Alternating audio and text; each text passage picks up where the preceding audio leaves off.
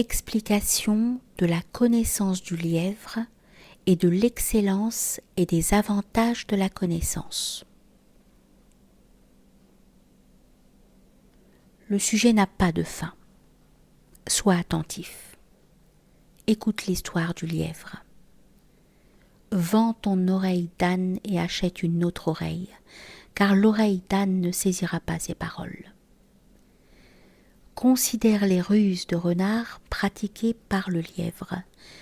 Vois comment le lièvre ourdit un stratagème pour attraper le lion. La connaissance est le sceau du royaume de Salomon. Le monde entier est forme, et la connaissance est esprit. À cause de cette vertu, les créatures des mers et celles de la montagne et de la plaine sont impuissantes devant l'homme. Le léopard et le lion le craignent comme la souris. À cause de lui, le crocodile du grand fleuve est effrayé et agité. Péris et démons l'ont fui vers les rives. Chacun a cherché refuge dans une cachette. L'homme a maint ennemi secret. L'homme prudent est sage. Il y a des créatures cachées, mauvaises et bonnes. À chaque instant, leur coup frappe le cœur.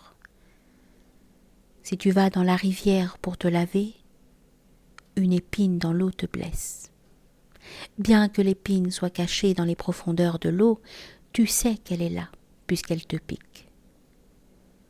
Les piqûres des inspirations angéliques, comme celles des tentations diaboliques, proviennent de milliers d'êtres, non pas d'un seul. Attends que tes sens soient transmués afin de pouvoir percevoir les choses cachées et que ton problème soit résolu. Afin que tu puisses voir quels sont les mots que tu as rejetés et quels sont ceux dont tu as fait ton maître. Comment les animaux supplièrent le lièvre de leur dire le secret de ses pensées. Ensuite ils dirent « Ô lièvre agile, informe-nous de ce qui est dans ton esprit. Ô toi qui t'es affronté à un lion, raconte le projet auquel tu as pensé. Le conseil donne perception et compréhension. L'esprit est aidé par les autres esprits. Le prophète a dit « Ô conseiller, recherche le conseil, car on a confiance en celui dont on recherche les conseils. »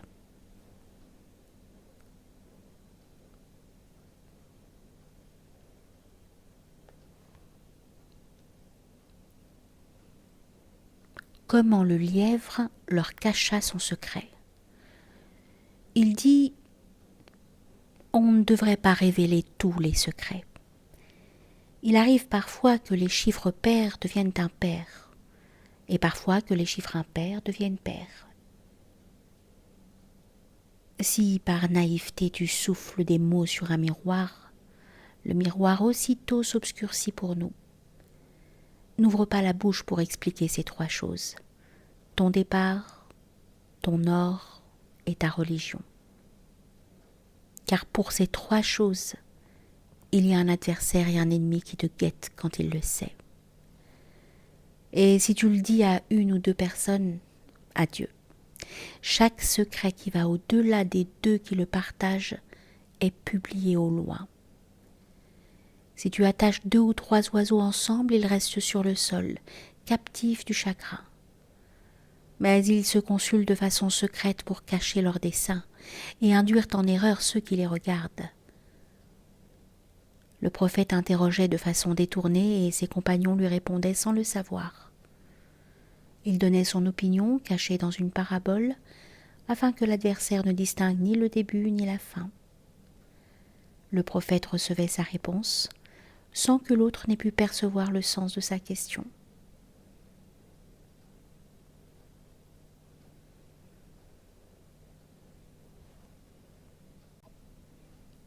Le stratagème du lièvre.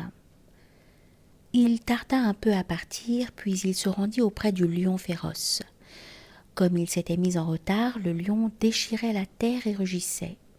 « J'avais bien dit, » criait le lion, « que la promesse de ces êtres vils serait vaine, fragile et inexécutée.